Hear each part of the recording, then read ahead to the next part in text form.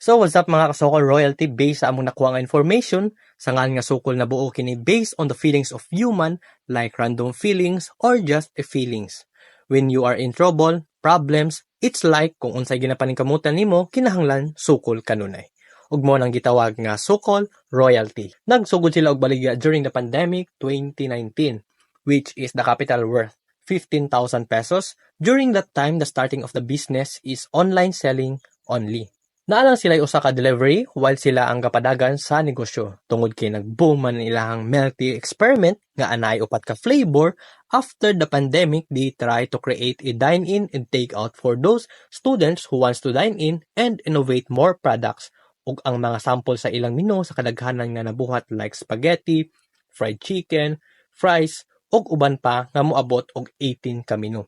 Aside from that, they have also free delivery of food ug nasad sila'y only rice. Sa ilang pag-innovate og product, it depends on the trends ug unsay want sa customers nga gagawa sa panahon ilabi na nga ang ilang main target market is ang mga estudyante sa CMU. Also, pwede sad ka maglantaw-lantaw og movie while gakaon. According to the owner, it was challenging when you were creating a business.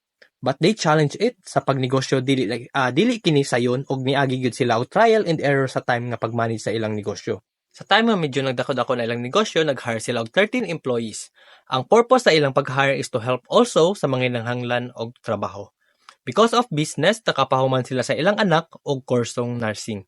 Og dili lang kini ang ilang kananan or ang ilang branch nga negosyo kundi naasad sa barangay Dologon. Og naanasad pohon sa Municipality of Malaybalay Atbang sa Bukso nga moablihay karong Pebrero nga bulana. Ang naka-advantage ni ining negosyo tungod sa ilang ingredients nga dili sila mopundo kundi to innovate more and satisfy the customers. Og labaw sa tanan to improve the product and employees customer services to give the needs of customers. Sa inyong gilat, diri na sa Sokol Royalty.